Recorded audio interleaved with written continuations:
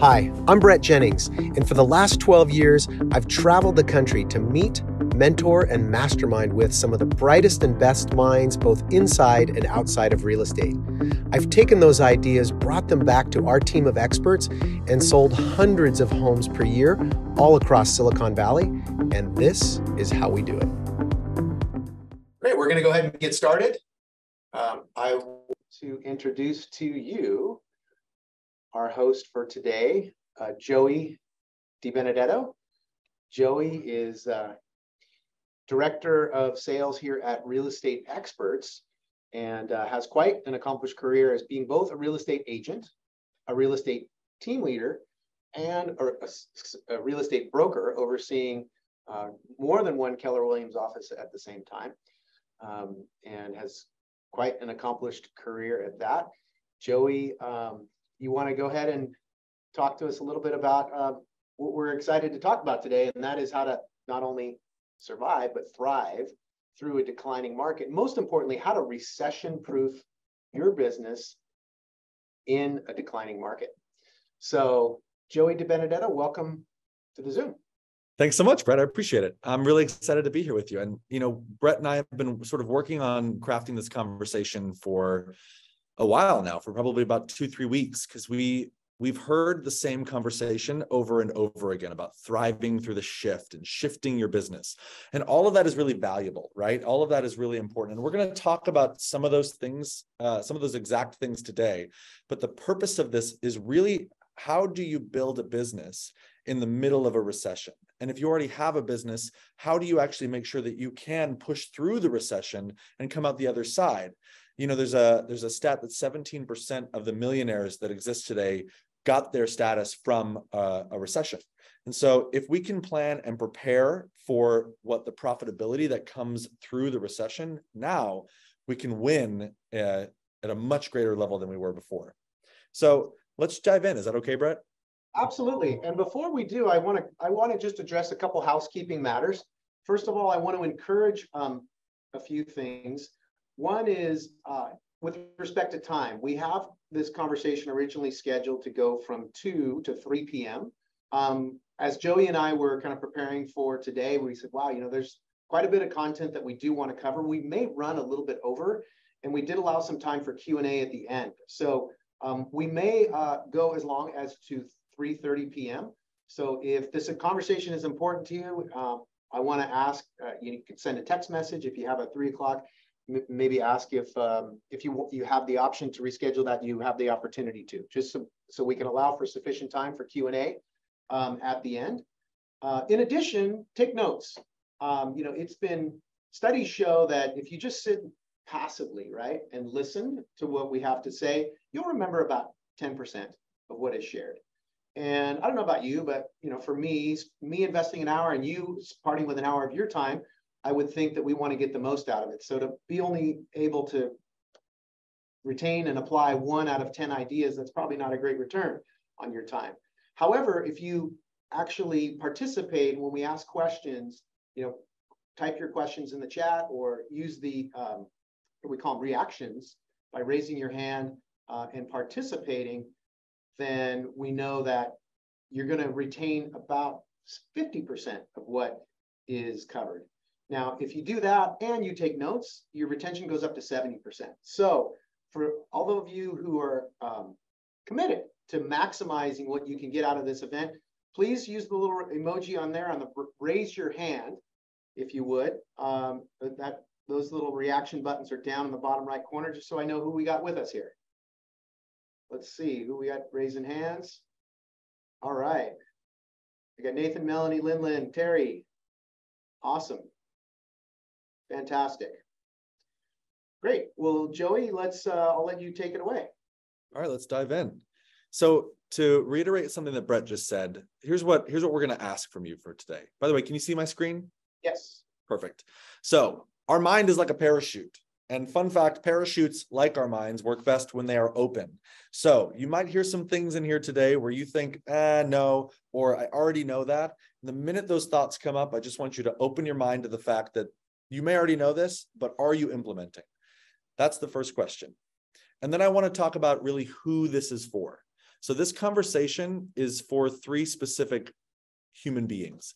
It's for the agents and teams that want to grow through this recession. They seek growth.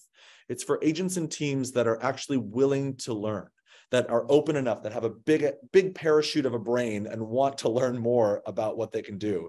And then the last thing is it's for agents and teams that prefer to follow a proven plan versus figure everything out on their own. The benefit about this recession that we're walking into is that we've been in a recession before, we've been in multiple recessions, and we know we have a proven path on how to get through it. And we're going to talk about what that path is. So today's agenda, it's pretty simple. In our short time, the goal is to share the playbook on how to grow through a recession.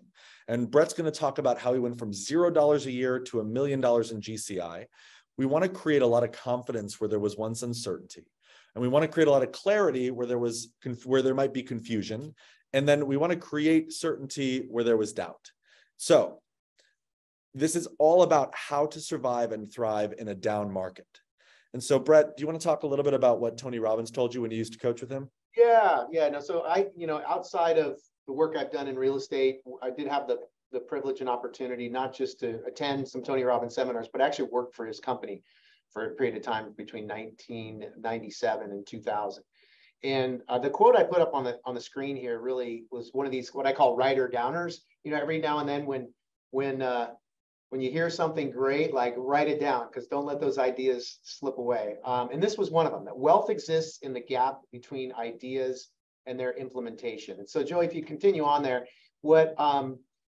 because ultimately, as you'll see when we go through, we've got some great ideas here, but I haven't been an avid student, and I've spent literally, I probably have spent multiple six figures. I was going to say if I spent $1 million on self-education, multiple six figures on self-education. And I love sharing these ideas, and nothing pains me more than, bumping into somebody and they go, oh, you know what, I really want to go to the next level, and giving those ideas, giving them the path and the tools for success, and then run into those people months or years later to find that they're still in the same place. So my ask is that the ideas that we share, you implement them. Is that a deal? Give me a thumbs up or a hands up or whatever we have in the chat there. All right, awesome. Well, let's keep moving on. So today, I want to set the expectation for you. Today, we're going to show you a proven path to success through a recession. And if you follow the plan, if you lean into the things we're talking about, if you double down and you dig deeper than you have before, you will create the largest opportunity of your life. Brett and I like to talk about if you want to make as much money as a pro athlete, you have to train and play like a pro athlete. And so we're going to talk about how to do that today in the middle of a recession. So what does recession mean for real estate? Whew. Brett, do you want to talk about Canada and about your coach's conversation? Yeah. No, so one of the coaches I coach with coaches probably like 2/3 of the mega teams in the United States, and there's just a handful of them in California, and I think he coaches most of them. What I thought was interesting is he said, "Hey, Brett, here's what I'm seeing. Canada is leading our market in the changes that have been occurring, and their market tracks pretty closely to ours." And he said they entered this slowdown about 3 months before us. And so he goes, "We don't have a crystal ball, but Canada is giving us a good forward look as to what likely is ahead." And so when he said that, what he shared with us is kind of what's happening with Canada today. And is what we can see is that what's happening right now in Canada, like here, prices are down at least 11% from their peak and as much as 20% or more in some pockets.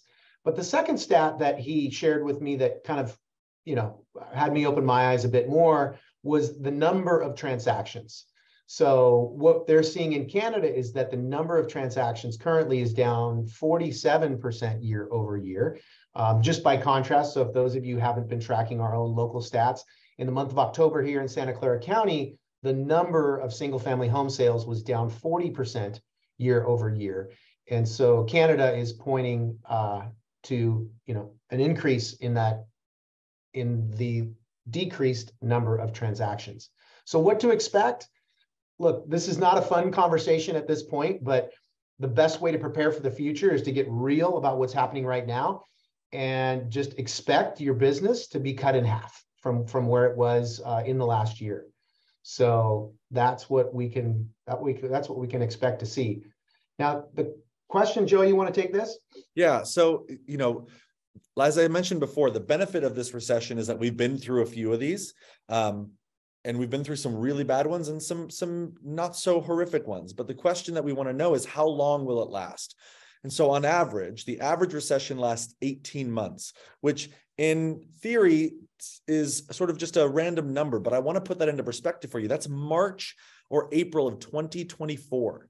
That means that the rest of this year, all of next year, and into the beginning of the year after, we are going to be in some form or fashion of a recession. And so I want to ask you, I have two questions, and these questions I want you to just really take these in for a second. Would your business survive if you only closed half as many deals for the next 18 months? And I use that word survive intentionally. Would you still be here? Would you still be an agent if you did half as many deals in the next 18 months? And the second question is, when was the last time you had to make a tough economic decision where you had to make choices or changes in your lifestyle?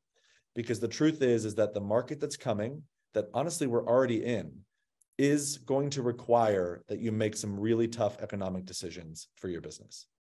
And so this is a very sweet way of saying this, but the truth is that, and again, we'll get to the good stuff, I promise, but the future is going to be hard. And you have two options. You can either work hard through the recession, or it's just going to get hard. And the choice is, honestly, it's up to you. The choice is yours. Because here's the crazy stats for you. 50% of the transactions in 2021 were done by agents who closed 1 to 5 deals a year. 50%. I read a stat the other day that 800,000 out of the 1.6 million realtors in the United States did not close a transaction in the last 12 months. That's an astonishing fact. So if I'm being cute about this, those agents closing 1 to 5 deals were living off of luck. And let's be honest, this last year, 2021, we probably all got a little lucky. But the truth is that those agents will be out of luck and out of the business in the next 6 to 12 months if they cannot maintain. And so if this conversation is about planning, right? We're talking about how do we do this? We have to prepare for the worst. And that's me right there getting hit by a meteorite. But we have to also work right now towards the best. And so you may have heard this before a million times, but I can tell you that working, it's not hope for the best. It's work towards the best. And the amount of work that's going to be required is more than I think you're ready for, because hope is not a strategy. It's never going to get you where you want to go to hope for it. So I love this quote, Brett. You want to talk about this? Yeah, but I think this it is, we've talked about some heavy things in the reality of the market at the moment, but the reality is, and what I know from personal experience, is that the condition of the market does not have to determine the condition of your business. You can be at choice in the matter, and that's the goal of the conversation today. So what's going to happen? What's likely to happen? Like what are we getting ourselves into? 30 to 40% of the agents will be forced out of the business. Now, some of you on this call are going, yay, get them out, because we want more opportunity for ourselves, which I understand. But some of you on this call are in that 30 to 40% wondering, hey, how am I going to make it through if 50% of my business goes away? So we're talking about real estate Darwinism. So 30 to 40% of agents will be eliminated. 60% of agents will just survive. And that's the majority. The majority of the agents will just survive. But the 10% who use this opportunity will own the market. The market share that you take during a recession, you will never give back. And that is how we're going to help you get you through what this recession looks like. We're in something that Brett and I like to call separation season. Some of you might already be experiencing this. You see, like, someone's at your brokerage one day, and then the next day they're not there anymore, and they took a job with corporate or with technology, or they're back to what they were doing before. We are in separation season right now.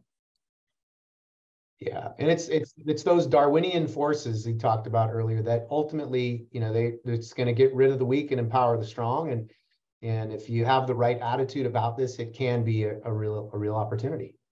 Yeah. And, the truth is that the question that we're all asking ourselves is like, and what will it take to survive?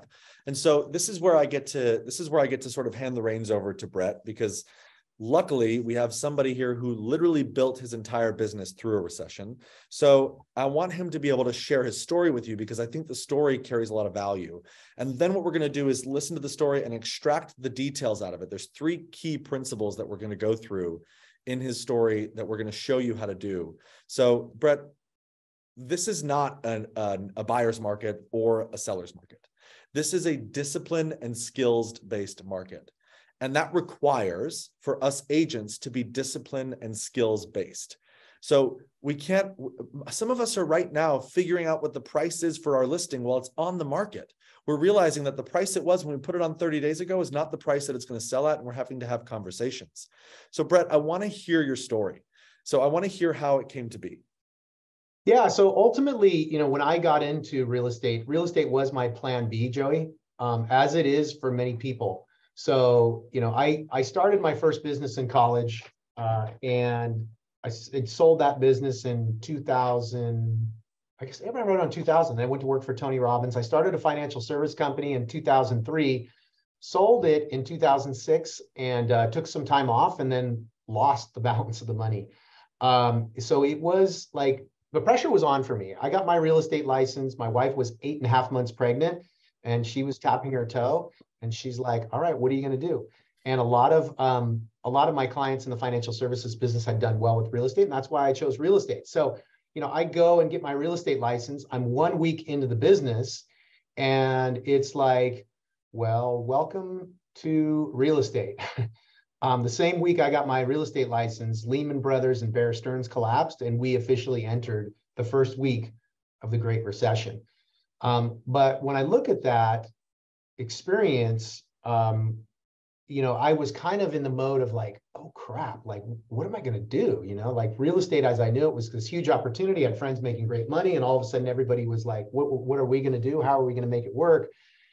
And I was thinking about, how am I going to make money? How am I going to make money? And I went to one of my mentors, and this was, I remember this moment. He told me, Brett, don't chase money, add value. Don't chase money, add value. Money ultimately is just a scoreboard for the value you bring. So bring as much value as you can to as many people as you can, and the money will take care of itself. And that was game changing for me, because I'd owned other businesses in the past, but I had, up until that point, always been kind of focused on, being successful in the business to make money. But that shift of orienting myself to not at all think about the money, but really just focus on adding value was foundational. That mindset shift and the work ethic that came out of going through that period of time, coming through the Great Recession was a challenge, but the work ethic part of it was interesting, because like I got in and I didn't know what it took, right, to sell a house in a market that was totally contracting, where there was only like whatever it was, 25% of the transactions happening. We're looking at 50% fewer transactions, but at that time, maybe it would have been 25, only 25% of the previous transactions were happening. So I didn't know what it took. So I was a whatever it took mentality, while all the other agents that I kind of had been in the business and got started in 2003, 4, and 5 were belly aching about, oh, it's so hard. I was just like, well, like all I know is what it takes. And having that orientation to add value, those two things became this foundation that really was a springboard. I feel like, a lot of people said that must have been the worst time to get into real estate. I feel like it was the best time, because this is exactly what happened to me and for me, because of the period of time that I started in that foundational mindset. So in 2008, I did 12 transactions. I was on a real estate team, did 110,000 in GCI. In 2009 was my first year as a solo agent, did 405. 2010, I started building a team. And 2011, added another agent. And in 2012 was when the end of the recession came. And you can see what happened to my income. It nearly doubled. So this is like what I call the gift of the shift. And the reason that I love a recession, because that opportunity if you can expand during a contraction, right? When everyone else is going like this, if you can expand and grow, then when the market changes or the tide changes and it goes from, from going into going, moving, expanding again, then you're riding that wave, and it's amazing what can happen. So one of the things that came out of that, though, that experience was I had to learn. I became an avid student of the business. And so in order to add value, like I talked about, my mentor said, hey, don't chase value, don't chase money, add value. Add as much value as you can to as many people as you can. In order to do that, I had to learn and grow and find these niches and nuances of the business, where these pockets of opportunity, and learn these new skills. And I took that kind of growth mindset, that learner's mindset, and it became something that was just instilled in me that I've carried on since that Great Recession. And I'm so grateful for it, because it's really been foundational to help us go even to the next level, because that level of learning, carrying that forward from 2012 on, really helped us. And that investment paid off. In 2016, we were awarded the top 500 marketers in the USA. 2017 was the first time we hit the Wall Street Journal list. 2018, I earned a seat on the Zillow advisory board, which is great to have a front row seat on what Zillow's doing, because when they zig, things zag, and we get to see what's happening there. So, but ultimately, that's what's enabled us to thrive in that market and beyond. So, the three principles, though, I want to kind of try to extract, what was the core three things that I did that applied in 2008 that apply today. And that is this focus on, it comes out of that statement from my mentor, money's a scoreboard for the value you bring. Create as much value as you can for as many people as you can, and the money will take care of itself. So what I did at that time was I looked at, one, who is transacting? When this market changed and shifted, okay, so a lot of people aren't buying and selling, but some are. Who are those people? And then number two, if I was going to add value to those people, I had to figure out, how could I add value? How could I be in meaningful conversations with these people once I identified who they are, to earn their business? And then ultimately, then taking that principle of having that knowledge, having that information, and cascading it, and then getting that word out to as many people as possible. So that's the three principles. And to talk about how it worked for me back in 2008, and as I'm sharing this with you, I want you guys to think, because you know what? The playbook hasn't been totally figured out yet, right? For what is going to dominate here over the next 18 to 24 months. This conversation we're sharing with you is what we see is our best interpretation of everything that's happening. But as I talk about my example, I want you to think about, where do you see the opportunity? Where do you see that you can add value? For me, in the early years, when we talked about, we had to focus on who was still transacting. In 2008, it was like, okay, well, it's like the only people selling now are short sales and foreclosures. Those are the two big pockets of opportunity. And then I had to make a decision, which one did I want to focus on? There's a saying is, focus is power. And if you get unfocused, right? If you chase two rabbits, both will escape. So I had to decide which rabbit I was going to chase. And when I looked at foreclosures, I was like, you know what? Like, do I want to work for the banks and be the guy that's going to serve the sheriff notice to someone, that they have to be out in 72 hours and so throw their stuff out on the curb? And it didn't feel right to me. So what I wanted to do, I'm like, okay, I'm going to focus on the short sale side, which there was nothing short about short sales. If anybody's ever done them, they took 6 months to close, if you could get them approved by the bank. But I was like, I'm going to focus on the homeowner, basically negotiate on behalf of the homeowner, stand as a middleman between them and the bank, and say, hey, look, you guys can't foreclose on these people just yet. Let us see if we can get them a loan modification. If we can't, then maybe we can get them some kind of a relocation settlement so that they can have a dignified exit out of their property. And about 2/3 of those homes would turn into listings. So what I did at that time, I figured out, okay, what was the area that I wanted to focus on? And then when I talked about adding value, I had to get new knowledge. So I attended, there was a couple different short sale certifications at the time. I took every one of them. I got involved in every short sale mastermind group I can kind of get into. And I then became kind of the local master of short sales. Not only did I do this for my own clients, but then when we talk about the principle of adding as much value you can to as many people as you can, title company called me and said, hey, you're doing really good with these short sales. Would you be willing to teach a class for some other agents on them? I said, sure. Like, I'm not the end all expert. I've only been doing this for a while, but I'll share what I know. And I taught 4 classes for North American Title. Every one of them was kind of standing room only in different real estate offices, whether in Tarot or wherever. And at the end of every one of those classes, like, I'd have 10 people come up to me and go, Brett, I just got one of these. Like, I've got one of these listings coming up. I don't know what the heck I'm doing. How about this? Like, I'll work with the homeowner, you work with the bank, and we'll split the deal. And so my second year, I ended up with 100 short sale listings. So that's the core principle of, finding who's transacting and then adding as much value as possible. So as we go through, again, this conversation today, I want you to keep thinking about, like, okay, how does this apply today and how can I apply this in my world? So when we look at how do these same principles apply today, here's what we're seeing. First of all, who is still transacting now? We know transactions are still happening. The good news is we've only lost about 40% of the transactions in the market. But from when it comes to sellers, if you want to take a screenshot of this, if you stick around to the end, we will provide you guys all the slides. We'll provide a QR code and a link you can scan to get all the slides. But these are what we call the 12 Ds. The delisted or expired, people going through a divorce. These are what we call must-sell sellers. Drugs, these would be houses that got condemned because of methamphetamine or what have you. People who are determined to move. Delusional, those are your for sale by owners. Debt would be your notice of defaults. Desperate to move would be people who, they really just hate their house and they still want to move. Double debt would be people who have second mortgages that are in default. Death obviously would be probate, or you can also find those by researching notice of joint tenants. People who become disabled and can no longer stay in their home.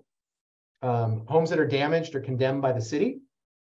And then the last one is displacement. So those are the target audience now, right, of who is what we call must-sell sellers. And I want you to take note of all of those, because there's a unique way that you can add value to each of those individual people, individual groups or targets, if you really think about it. Now, the second piece is who's buying. So we've got just married, divorce, remote workers, people who are determined to move, expanding family, those people who are relocating and moving out of the area, downsizing and or upsizing. So let's talk about, so those are the people that we know most likely will be transacting. But Joey, you want to talk about who's not transacting? Yeah, you always give me the bad stuff.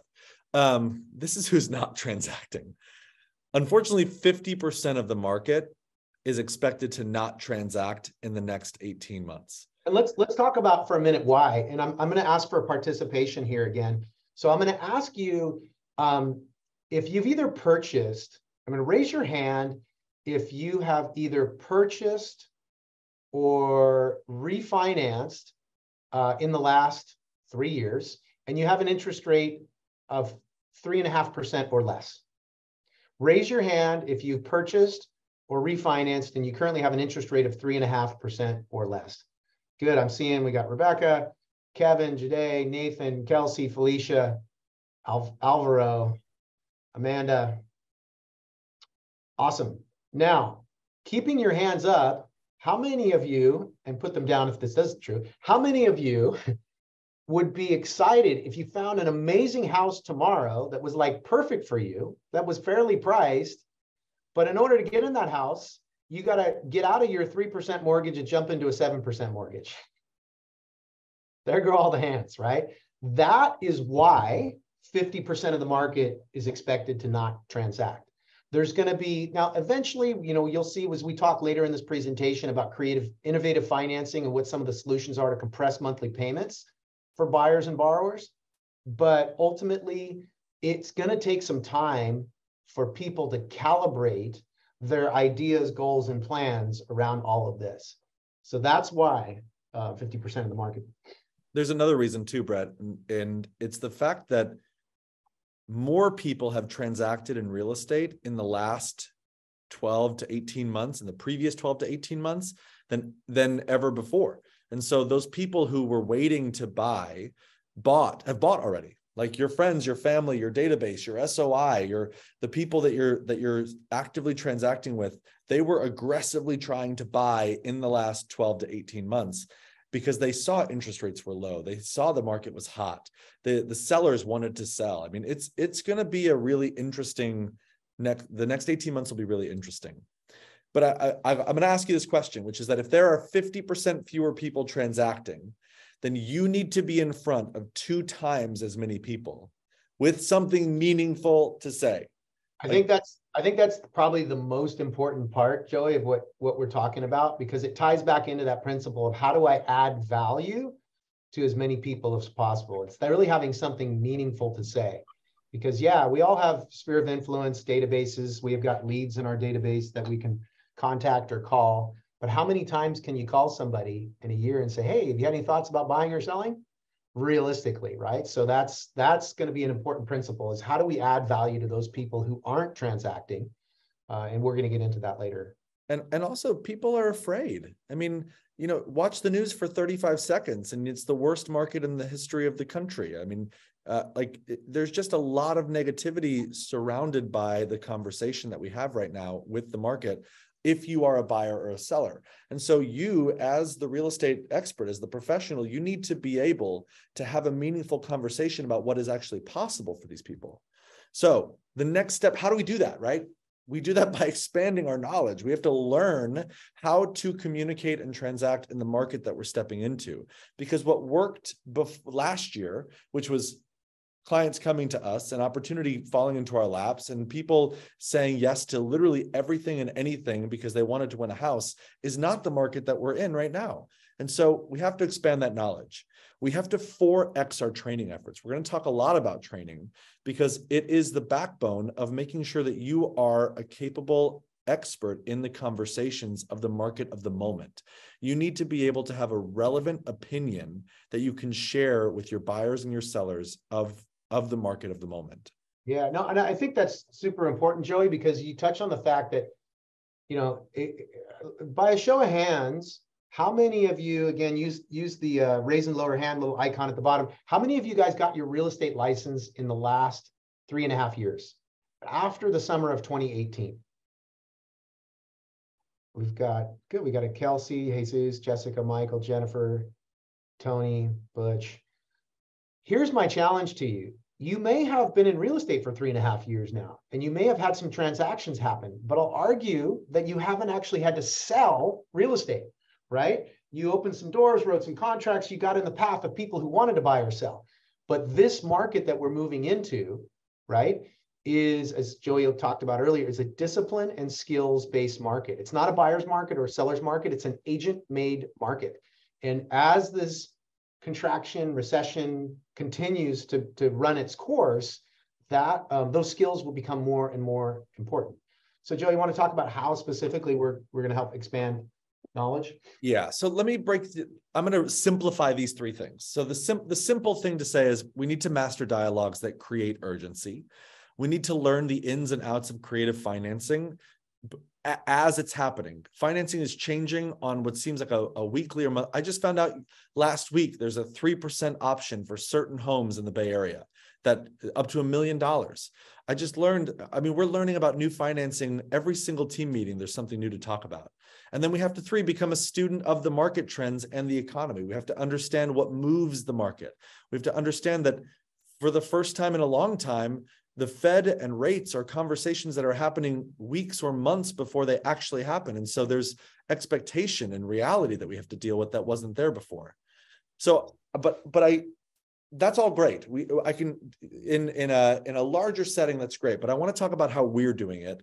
And I want to share how we're doing it simply because I want you to see that what real actionable options look like. So this is a script that we gave our agents. Brett, do you want to read this thing? Yeah, absolutely. So, when he says how we do it, the reason is, again, as we go through these principles, we'll show you how we are applying them, and then encourage you to think, how can I do the same in my own environment world, whether you're at XYZ brokerage or what have you. But when it comes to dialogues and scripts that move people, there's a principle in marketing called, it's called entering the conversation that's happening in the customer's mind, right? So for half of the market that hasn't been transacting, what are they saying to you?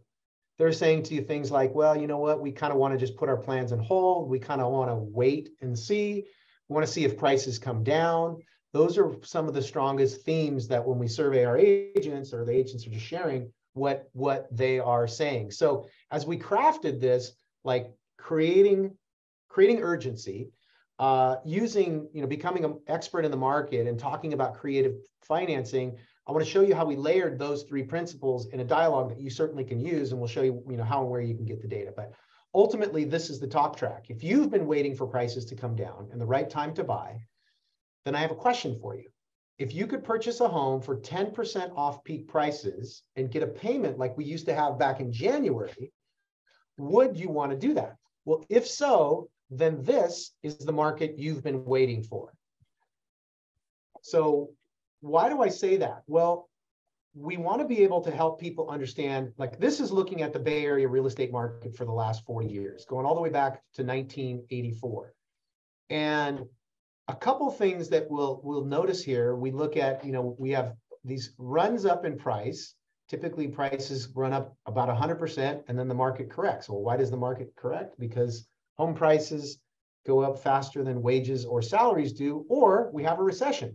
And it just so happens that 3 of the 4 corrections were actual recessions. But Joey, if you advance on, the other interesting thing we notice when we take a close look at this, and we explain this to clients, and so if you don't have a tool like this, a 40-year market map, this is something you're going to want to put in your toolbox, because it's going to be necessary to be able to educate your buyers and sellers in this challenging market that we have. We need to be able to inform them and educate them to remove their fear and anxiety and doubt to get them to move forward. But here's the takeaway from this. We've had 4 corrections over the last 40 years, and our average correction is 10%. Okay. So, and here's where we are right now. This is looking at price per square foot for Santa Clara County. Again, if you're listening to this and you're not in our area, we're going to give you a point to where you can get these resources. But if you're in Santa Clara County, here's what we see. Prices peaked March 18th at $964 a square foot for single family homes. And as of last week, prices dropped to $871 a square foot and are starting to flatten out, right? They're starting to stabilize. Guess what? That is exactly 10%.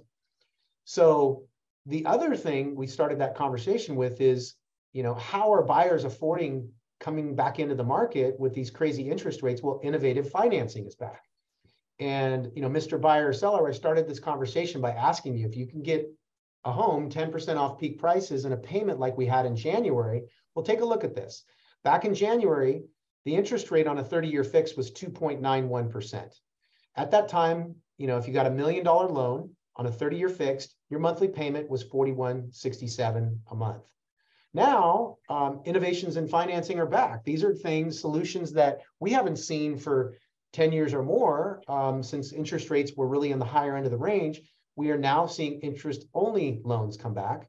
There's a local regional bank that's offering a 7-year interest-only loan at 5% interest. That same mortgage, 7-year interest only at 5%, $1 million loan amount, $41.67 a month. That same monthly payment, higher rate, albeit, but the same monthly payment. And guess what? Well, the average recession lasts 18 months.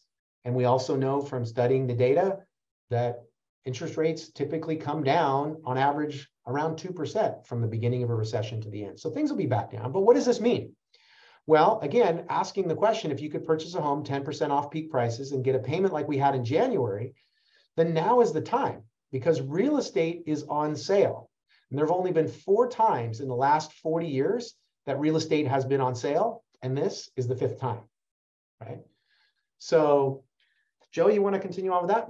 Yeah, I know that these are powerful conversations because we have them every day, but I want you all who are listening to ask yourself, like, who or where are you going to go to master these conversations? Do you have a lender you can go to, or a group of lenders? Do you have your brokerage? Do you have your team? Do you have a friend? Who or where are you going to go to master these conversations? Now, I want to share how we do it. I want to share with you the two areas where we gather a lot of information that we share with our agents. So there's two great resources that we use constantly. The one is Keeping Current Matters. It's a Facebook group. Just go on Facebook and clickety-clack your way to Keeping Current Matters. You can become a member and get a lot of the conversations that are happening, not just about creative financing, but about inventory and about market statistics and about recessions. And then the second piece of the puzzle is probably the most, what I would say is known as the most accurate real estate data in the industry is Altos Research. And that's going to give you the ability to have really in-depth, powerful conversations that are data-driven with your clients while you're sitting at the dining table having a listing or a buyer consultation. I think what's also important to note, Joey, is that the Keeping Current Matters is going to be talking to you about national economic and real estate trends.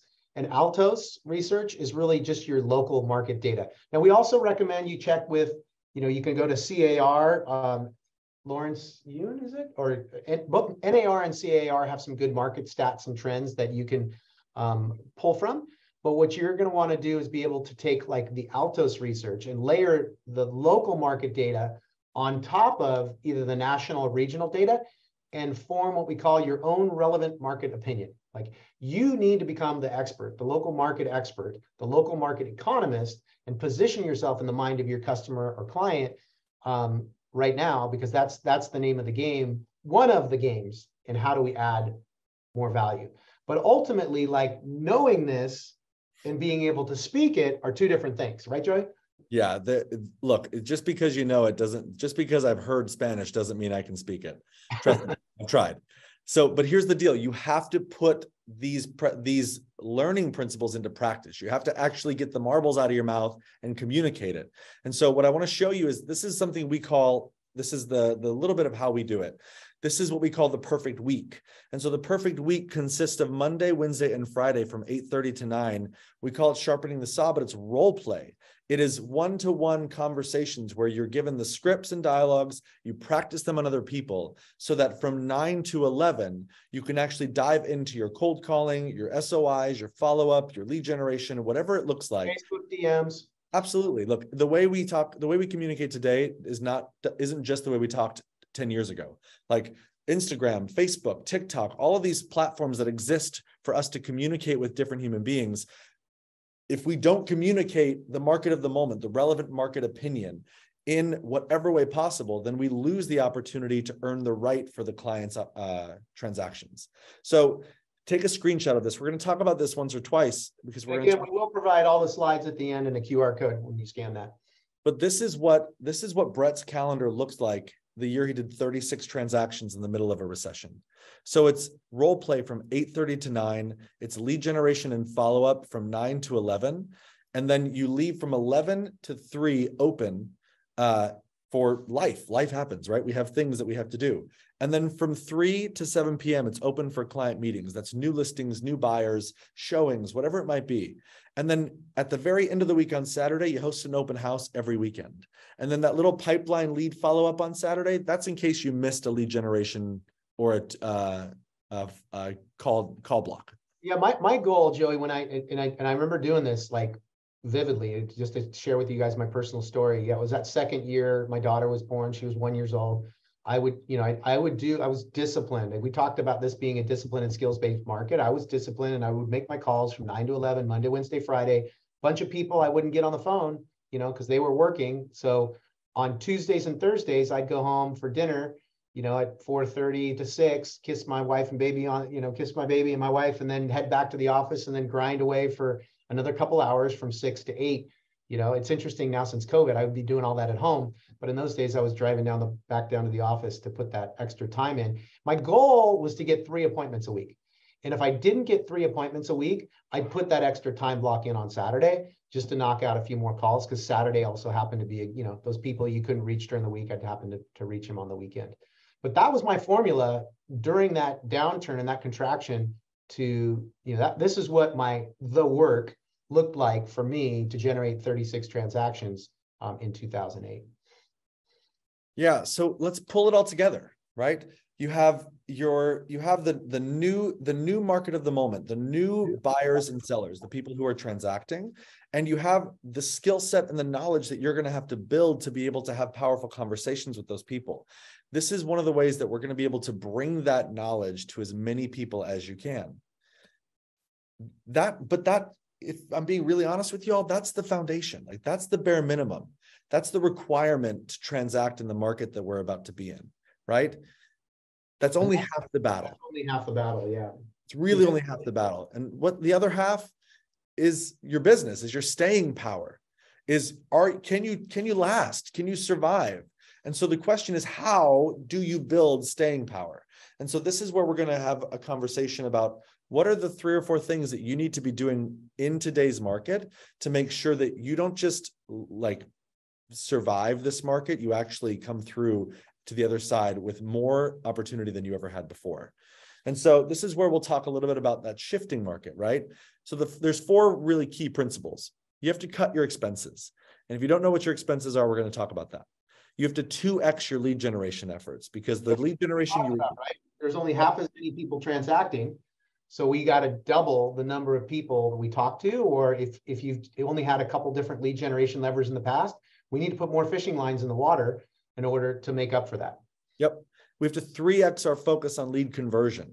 We have to triple our focus on getting those people who are afraid into the right conversations and into the right opportunities. And then again, we have to 4x our training efforts. You have to become a student for the next 18 months of just learning what it's going to take to win.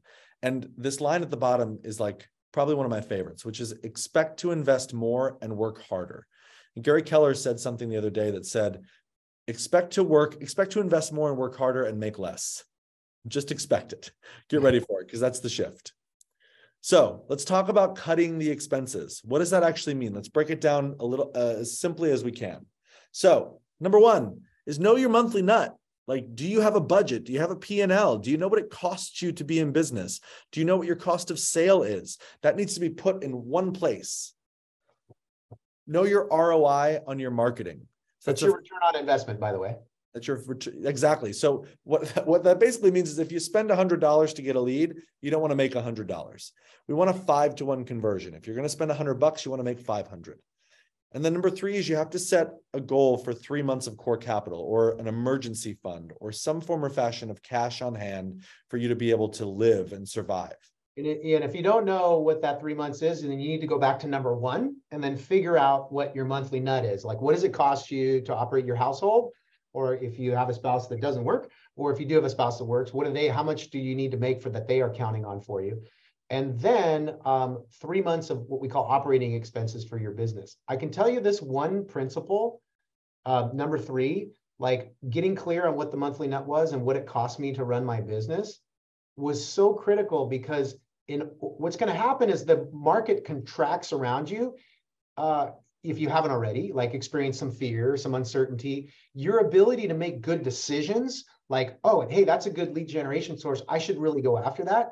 If you're not clear that you can actually make that investment without, quote, going under, you're not going to do it. So this was critical for me. I recognized, okay, at that time, maybe my business might have cost me $6,000 a month or something to run. Okay, I know I've got 18 grand in my savings account. If I've got more than that, then I can put some of that money towards marketing or lead generation. I can explore this new direct mail campaign or do that. And I can tell you, having clarity on that one thing made the difference for me between making those decisions, like to go deep and go after something during that great recession, that helped me really accelerate. So this is actually really, really important. Then the last piece of the puzzle is, and it's not just assistance, but if you have support, can you transition to paying them per transaction? If you have a salaried employee, can you move them to per transaction? Another way to think about this is whatever expenses that you have that are fixed, for example, either a check you're having to write every month on the 15th of the month or the 30th of the month, or a credit card charge that's like ding, ding, hitting your card every month. Is there any of those that you can change to what we call incremental, where you pay out of your closings, that you pay out of your transactions? Yeah. And so I want you to ask yourself, like, can your assistant be paid per transaction? Can staging be paid at closing? Can listing prep be paid at closing? Can the ISAs be paid at closing? Can you renegotiate your technology contracts? Any of those dings that you have coming off the credit card, can you call and renegotiate or delete or eliminate? And then the printing marketing, can you pay for that on closing? These are like farming, can you pay your farming at closing? Yeah, these are some of the things that we help our agents with, but it's really important that if you're not thinking strategically about the dings that come off of your card or the money that comes out of your commission, you need to start thinking about this in a more strategic way. So number 2, you have to 2x your lead generation efforts. You'll need more fishing lines in the water. So the 1 or 2 lines you had in the water before is not going to work. You need to 2, 4, 6, 8, as many as you can. So one of the easiest things you can do is find out and focus on what has been working to generate opportunity. Like do a deep dive into your business, right, Brett? Yeah, and that starts with basically going back with you look at all your closings that you've had in the last 12 months and find out exactly, okay, this closing came from Sphere of Influence. This one came from Realtor.com, and make sure you identify the sales price and source of each, and then how much did you spend? Like, we're going back to one of that principles. And number 2 we talked about was determine your return on investment. So that by determining the cost, you can determine your return on investment and then narrow down, if you've had 5, maybe narrow it down to just the best 2 or 3. And then now we're going to talk about adding some additional levers. So these are what we call our 12 lead gen levers.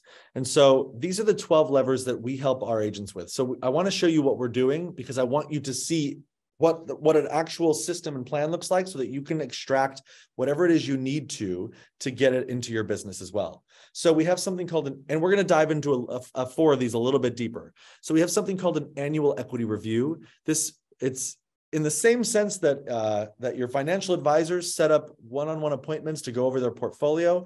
We believe it's our job to set up one-on-one appointments to go over their equity. Expired listings, maximum opportunity for there. Maximizing your SOI database to make sure that your SOI is growing and not contracting during a contracting market. We want to amplify your video presence. It's super important that you make sure that people can see your face because people make decisions off of emotion and then back it up with logic. And if they can fall in love with you over video, it's a lot easier than having to do that piece by piece.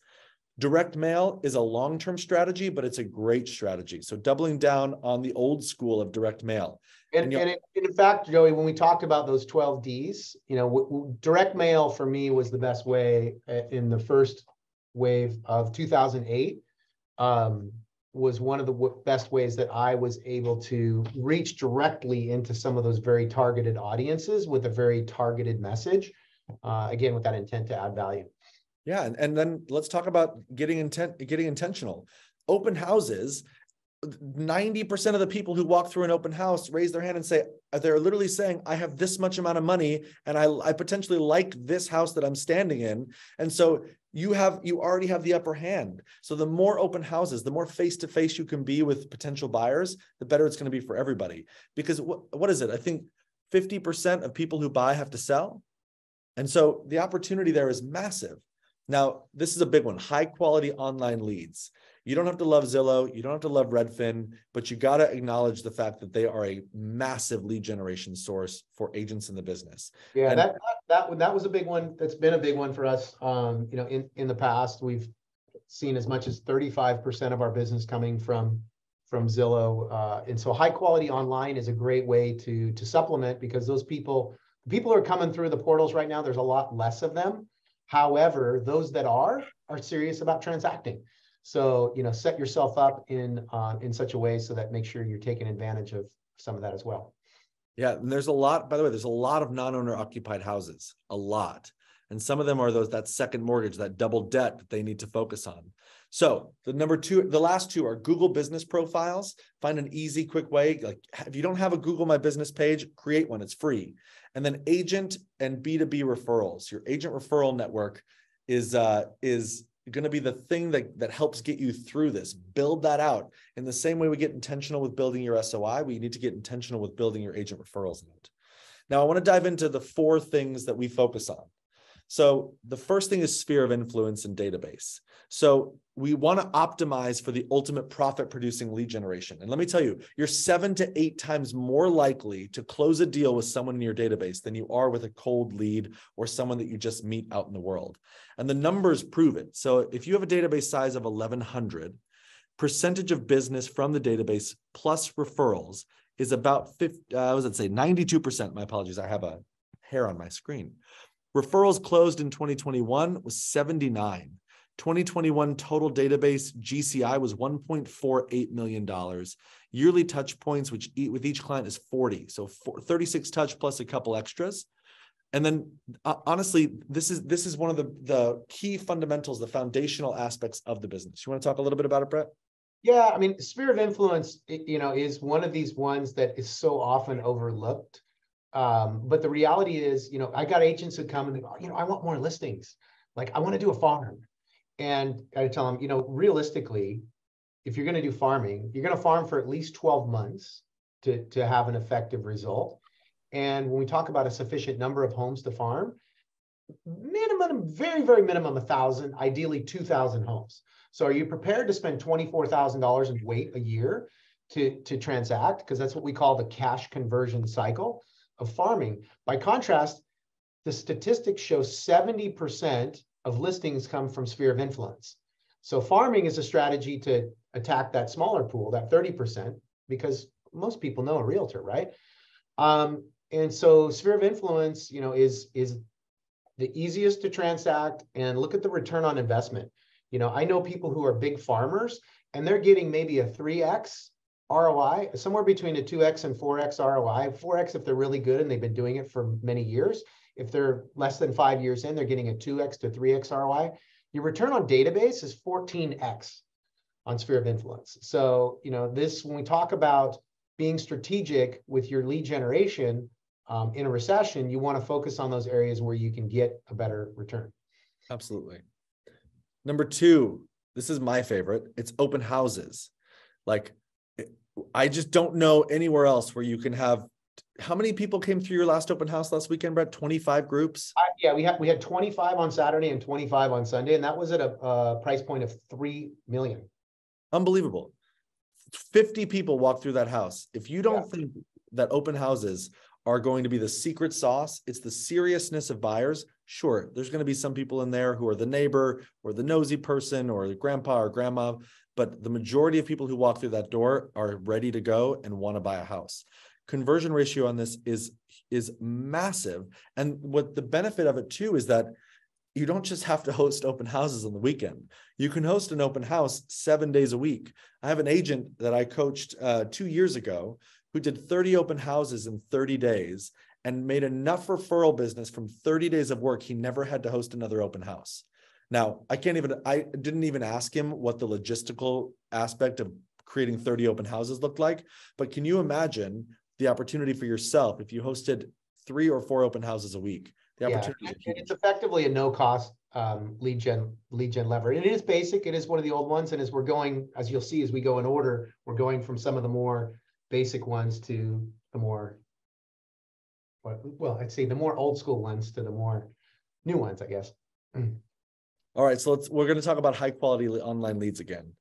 This is a must. It's a must add to your business. There's the way people look at real estate these days. Nobody calls their realtor first, unfortunately. They go on Zillow, they go on Redfin. There's a voyeuristic search aspect. And then what ends up happening is they get emotional in the voyeuristic search, and then that moves them into the next phase of the cycle. And Brett, this has been a huge lever for you in your business. So talk about it. Yeah, in fact, Miriam Cornwall in the chat asked, hey, Brett, do you use Zillow leads when you started your business? Have you ever purchased? In fact, I've spent probably millions of dollars on Zillow leads, up until we became an official partner with Zillow, and now we're on a referral fee basis with them. But typically my return on investment was somewhere between 4 and 5x when I was buying leads from Zillow. And Zillow is they do still have something called market-based pricing. I wouldn't personally be doing that now because, you can check and see what the cost per connection is, but I'm hearing it's like anywhere from $1,500 to $2,500 per connection. That's like per lead. Yeah, in San Francisco, it's up to $3,400 a connection. Yeah, but there are other, so when we talk about high quality online, what are we talking about? We're talking about Zillow, Realtor.com. Those are the main two. Redfin Partner Agent is another option. But it has been a good growth engine for us. We do have Zillow Flex. We are a Zillow Flex partner. We launched the market service area of Santa Clara County as the first Zillow Flex partner with them. They have about, I think, 8 to 10 teams that are on Flex right now, but Zillow has stated they are no longer adding any Zillow Flex partner teams. In fact, they're planning on consolidating or reducing the number of teams and then basically allocating those leads to the best performing teams. They're playing a game of Moneyball. Fortunately, we're fortunate to be right now the #1 performing team in the MSA. So we've got the opportunity to at least earn more connection volume for our agents and partners. But here's what I can say about it. If you want to add Zillow Flex as a component or part of your business, understand that the standards are high. The opportunity is great, but the standards are high. And there's a hefty referral fee. Zillow charges a 35% referral fee, but it is a great source. We sold Elon Musk's personal house last year to a buyer that came through Zillow. So that was the highest, $31 million. And I think somebody here sold a mobile home for $310,000. So, we got quite the spectrum, but for the most part, it has given us more reach into the median price point and up than any other paid lead source we've had. So it is and should be part of your pillars. So it's like Zillow, HomeLight, OpCity, Ojo, UpNest. Make sure that you optimize your own personal online profiles before you spend money on any of those sources. And I want to be really clear. The reason why we're talking about how we do this here is because we want to show you the systems and models that we know work, right? We know what it takes and what you're going to get out of these sort of lead generation levers. We know because we practice these things on a daily basis with our agents. And so this is your opportunity to take these and run and go find where you can actually get these things. Go find where you can get great open houses. Go find what the marketing, what your SOI database looks like. If you don't have a big database, we talk about something called a wedding list. You can, if you're not married, pretend you get married and go build a wedding list of every single person you'd ever invite to your wedding, and then go find their information. Call them and say, hey, I have your phone number. I don't have your email address, your home address. I'd love to invite you to my wedding. Just kidding. Don't tell them that. Tell them you're going into real estate and you need their help. But these are amazing opportunities. Now, this fourth one, this is my favorite. This fourth one's my favorite. And it's one that I can't lie to you. We stole this from another team, another super high functioning real estate team, but it's something called the annual equity review. We talked about it a little bit, but let me go back. Go ahead. So let me give you kind of a high level of what the annual equity review is. Just as, because when I talk to clients about this now, I'm calling them at the end of the year. We're coming towards the end of the year. Congratulations, you bought your house 3 years ago. I was just looking at it, and you guys it's just the 3rd year anniversary, and we want to meet, as we do with all of our clients at the end of the year, for an annual equity review. Do you know what that is? And they'll say, oh, no, we don't. I say, well, just as you would meet with a financial planner like once a year to look at your investment, savings, and taxes, what we'd like to do is meet with you once during the year to give you kind of a snapshot of not only what your equity is in your home, but more importantly, what you can do with it. Because guess what? And here's a flippant amazing stat, guys. Like, I don't tell the client. Actually, we do tell the clients this. I ran the numbers. There's 339,000 single family homes in Santa Clara County. Guess what percentage? So type in the chat. This is a little participation thing to see if anybody's still here and who's awake and who's asleep. But guess what percentage of homes in Santa Clara County have at least $1 million in equity? Just go ahead and type it in the chat. And the Q&A, I guess, is where it would be, because we don't have a chat, huh? 60%, Felicia Duncan. The number actually is 70%. 70% of homeowners in Silicon Valley have at least $1 million in equity. And guess what else? No one is having that conversation with them about it. So again, just like we meet with your financial planner once a year, we want to talk to you about your equity, but more importantly, what you can do with it. Because that amount of equity, and this is, really when we talk about having something meaningful to share with our buyers and sellers, what they can do with that equity. Because here's another interesting stat. The percentage of homeowners that own a home and are at least contemplating, just loosely thinking about some type of home improvements is 80%. Okay. And why don't they invest in those home improvements? Two things. One is they don't know if they put the money in, will they get the money out? And then number two, they're often kind of concerned about, I got to find a good contractor to do that. How long will it take? What will it cost? I've heard my neighbor down the street had some nightmare happen. Those are typically the things that gate them. So when we talk about this annual equity review, we just want to meet with you for 45 minutes. We're going to share with you what the equity is and potential ways that you can improve it, increase it through investing in real estate, either locally or out of state, potentially doing home improvements. So when we come, I'll bring our home renovation guide, which outlines like the top 5 home improvements that will actually increase your home's value. And you might find that helpful. And if you need a reference to a contractor, we can support you with that as well. Here's what we're seeing from this. For every 5 annual equity reviews is generating 1 transaction. Now, it may not be the person that you're actually talking to, giving the information to about the annual equity review, but the value you deliver in that conversation separates you from all the other agents and makes you hyper referable. So what we're seeing from the team that we've been working with on this, that's done them for a year, is 1 in 6 generates a listing, and about 1 in 5 generates a referral. But Joey, do you have HomeBot or the renovation guide open that you can share them kind of a little bit what that looks like? I have a sample AER playbook. So the tool that we use to share is called HomeBot. Many of you may have heard of HomeBot, but we take the data from HomeBot, and this is one we prepared for our client to meet with them for their annual equity review. HomeBot is an online valuation tool that not only provides information on home value, because this tells him what his home is worth, but then tells him what his net equity is after it calculates and pulls the information from public record on what their mortgage balance is and tells them exactly what the equity is. But more importantly, it gives them the options in what they could do with that equity. So for example, my friend and client, Emil, his home value was $1,767,000. He's got $1,300,000 in equity. And based on the current, 30% or 20% down, and assuming what mortgage rates are, he could potentially purchase up to 2.9 in a new home. He could buy an investment property for $1 million. He could rent his home out and buy another home, or sell and pocket the cash.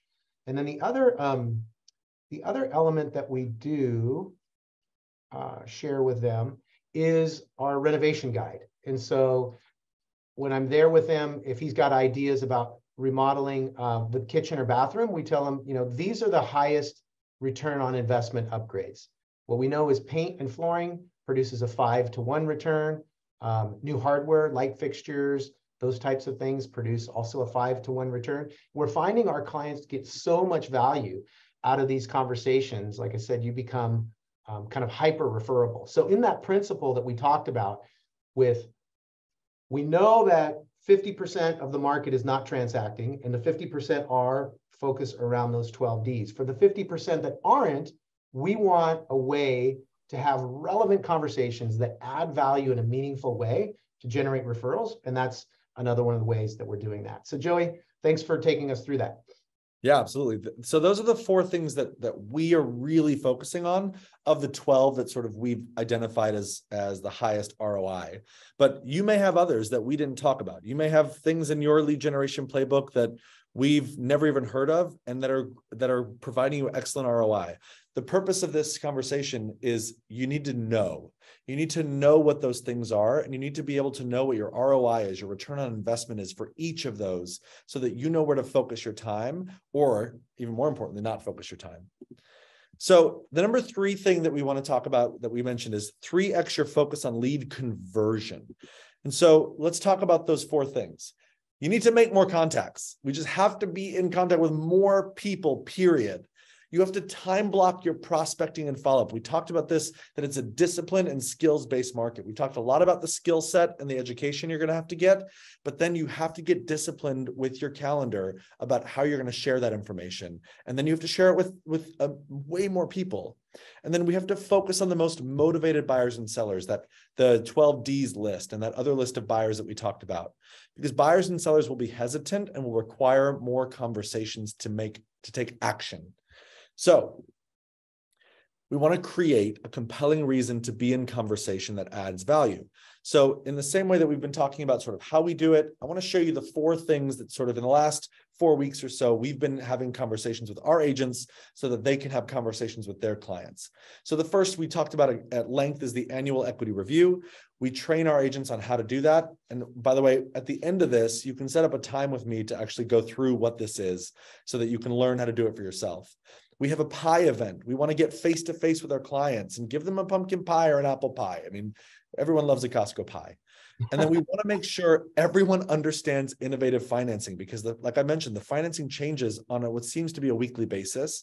And then we always do a market update. And it just so happens that this is a very timely market update. People want to know what you have to say. Brett, you want to add anything? No, I mean, it's just that point that we know that, right? The 50% fewer people are transacting. We know who that audience is. And now the next question is, we know our sphere is going to be transacting less. So we're not going to be asking them about buying or selling. We want to lean in and have relevant conversations that add value to them. So the first 2, annual equity review and our client events, give people our agents an opportunity to do that. And the question is, like, how can you do the same? The innovative financing and fall market update, we kind of gave you a soundbite or a sample of what that is and where you can get that data to kind of put that narrative, that message together yourself to be able to share that with your clients, either directly on social or video. Yeah. Now, I made this slide as simple as humanly possible because I think it might be one of the most important things that we talk about today. Where the rubber meets the road. Yeah, I mean, it's look, I'm going to be blunt. Screw it. Real estate's the only industry I know of where you can get a C- on a test and make $1 million a year. And so the barrier to entry, let's be honest, is just low. And that's why there's 1.6 million realtors in the United States right now, and 800,000 of them, almost 57% of them, did not close a transaction in the last 12 months. Your calendar is your boss. You need to time block your calendar. And so I want to just remind you what excellent time blocking looks like for the coming recession, for the next 18 months. If your calendar doesn't look like this, congratulations, take a screenshot and pop this bad boy into your calendar, because this is how you're going to get through the next 18 months of the business. And it's the scariest part about this is that it's so simple. It's simple and it's not easy, because we allow things to get in the way of the most important things in our business. How many of you on this call have spent 3 hours making a social media post only to post it online to get 5 likes and nothing else from it?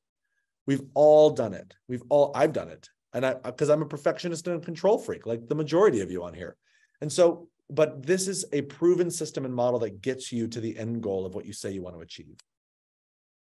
So the last piece of this puzzle is you have to 4X your training. We've talked a lot about this, so this is going to be a little bit of a recap, but you have to expand your knowledge. You have to master the dialogues that create urgency in your clients. You have to learn the ins and outs of the creative financing, and you have to become a student of the market trends and the economy. You have to, and we've said this 3 or 4 times, you have to develop a relevant market opinion. That, I mean, it can be 60 seconds of what you believe the opinion is. We're in an industry where everybody wants to know what our opinion is. Everybody wants to talk about real estate. It's an amazing gift that we've been given. Just make sure you know how to communicate it. And then this is the big question. And so you have to ask yourself who. So who in your world right now is going to help you to achieve the things that we talked about today? Do you have a friend, an agent, your team member, your brokerage? Who is in your world right now that you can reach out to this week to set up accountability for yourself for role play? Do you have anybody? Brett, do you want to add anything? No, yeah, I mean, and I think it leads kind of into our next point that we're going to kind of wrap 2 or 3 points we're going to wrap up with. And this is a quote that had a huge impact on me when I think it was about 2010, when I'd been a part of Keller Williams. I'd never met Gary Keller. I went to a conference, and it wasn't a Keller Williams conference. It was actually a Craig Proctor coaching conference. And Gary Keller stood up and said, "Hey, I'm not here to promote Keller Williams. I'm here to promote coaching, and I'm not getting paid to be here." He's like, "I'm here because this guy, Craig Proctor, was one of the first innovators to bring direct response marketing to real estate." But he said, ultimately, my pitch for coaching is this. He says, the most successful people don't let their own willpower determine their success. I'm like, what does he mean by that? He says, if you're giving it all you've got in your business or your life, and you're just not getting to where you want to go, then you're missing something. You're missing a bit of information. You're missing a perspective. You're missing a relationship. And that was the first piece of it. But then the second thing he said was, the most successful people don't let their own willpower determine their success. True high achievers go farther because they got coaches and mentors. But the second thing he said was that environment is stronger than willpower. And what's interesting is I was at Keller Williams at the time, and this guy who was standing on the stage was Gary Keller. And it's what caused me to leave Keller Williams. I was at Keller Williams in Campbell in 2009, I think it was, in the middle of the recession. And my second year there, I was like number 2 in the office. And I was like, man, this is kind of interesting. I feel like I should be I need to be either a bigger pond, because I'm a big fish in a small pond. And I went to Antero at the time. And what I saw was at Keller Williams, where I came from, we had 100 agents and 35 listings. And when I went to Antero, they had 100 agents and 100 listings. And I was like, wow, these people are more productive here. And I looked at it and I said, you know what? Like at Keller Williams, I got this cheap, whatever it was, cap or model or whatever it was. It was cheaper to run my business there. But I was like, if I'm at this Antero office where there's more people who are operating at a higher level, that were busier and more successful, I'm like, I'm more likely to get my goal in this environment. And that's ultimately what caused me to leave. But it is a true principle. And it's the exact reason why all of our buyers want to get their kids in schools that are the best schools, because environment is stronger than willpower. It's why you want to send your kids to the best colleges.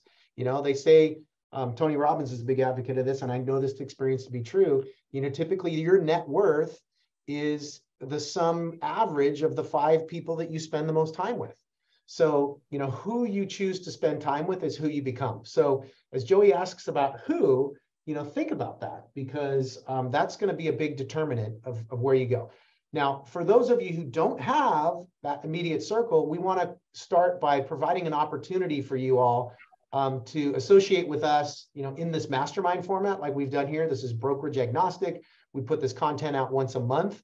So we'll be doing continued trainings as we move through this recession. Here's what I know, Brett. I know that nobody got into, no matter what brokerage you're at, no matter what stage you are in your real estate business, you did not get into real estate to make your brokerage money. You got into real estate to make yourself and your family money. And I really want to be clear that these conversations, they are brokerage agnostic. We can gain value. There's enough real estate sales to go around for all of us to have the wildest amount of income and dreams that we want to create. Do not let your environment get in the way of your opportunity. If you are sitting right now in an environment where you don't feel like you can expand and grow, then you need to, don't scan that QR code. Just go to thrivethroughtheshift.com. It's right there at the bottom. What you'll see there is you will see a form that pops up that says Be a Real Expert Mastermind. It's going to ask you a few questions about your business, what kind of themes or topics that you are struggling with, that you want to have more information on as you continue to grow your business, and a little bit about your business. So please go ahead and fill that in, because it will help us cultivate, curate, and make the content of this type of session as relevant as possible to you. So again, just click on the link in the chat and you can go ahead and put in your information there. We will send you a copy of the slides if you want a copy of all the slides that we covered. By clicking on that link and putting in your information, we will send you the slides. And then the last piece of this puzzle is, if we talked a lot about a lot of different things. We went over a lot of different pieces of information. I and Brett are firm believers that sharing is caring. Like we want to share everything that we do to help as many people who want help as possible. That we have to have an abundant mindset. So if you'd like to dive deeper and go into any of the things that we talked about, or you want to just have a 30-minute consultation on your business and a strategy session, I want you to grab a spot. There's only 8 spots on the calendar for the next 30 days. I want to qualify this, Joey, because I am limited in my time. So my ask is that unfortunately we don't have the capacity to help new agents right now with this level of a strategy session. So if you are currently in the business producing at least 5 transactions a year, and you're wanting to grow and talk a little bit more about what how to apply the 3 principles that we talked about, how to expand your lead generation levers, and how to craft a strategy to really do well through this recession. Make sure that you click on the link, put your information in, and then go ahead and grab a spot on my calendar there through Calendly. Again, but I only do have 8 time slots available there. So, and that would be the 30-minute strategy session. That's the good stuff too. There's some good, we're gonna dive deep into those. So listen, we are at 3:25. I told you we would go over. Thank you, Brett, for being honest. I'm gonna stop the sharing of my screen. Let's go into a Q&A. Do you see any, Joey? Yeah. How much info did you need for the equity review? Got it. For the equity review, you need their property address. So there's what we call a philosophy, a methodology, and a technology around that particular strategy of annual equity review. The philosophy is how can we add value in a conversation with our clients so that we become the penultimate resource when it comes to real estate. Because honestly, guys, everybody knows 3 or 4 realtors. And so you want to be the one that stands out. So that's the philosophy. The methodology is by having this one-on-one conversation with them about the equity in their home and what they can do with it. And then the third component is the technology. And so I'm going to go ahead and do a quick screen share and share screen. The technology is HomeBot. This is actually the one for my own personal home. So, it's showing that the value of my home is currently $3 million. Oh, this one doesn't have my loan on here. This is interesting. Refresh. Let's try.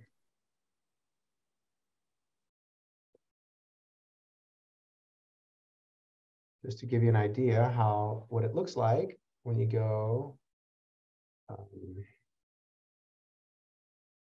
see.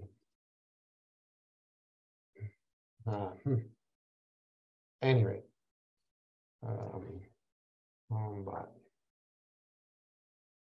The nice part about HomeBot too is that so the expectation is that you set your clients up on HomeBot and they get a monthly email with the information that you communicate with them about. So they're going to get all of this information on a monthly basis so you now have made that email more important. You now have helped them to understand what that email is capable of giving them. Yeah. So, but it will calculate their loan. And then basically what their equity is. And then from there, what they can do with that equity. They can purchase a new home. It tells them based on their equity, what their mortgage payment would be potentially on a new home.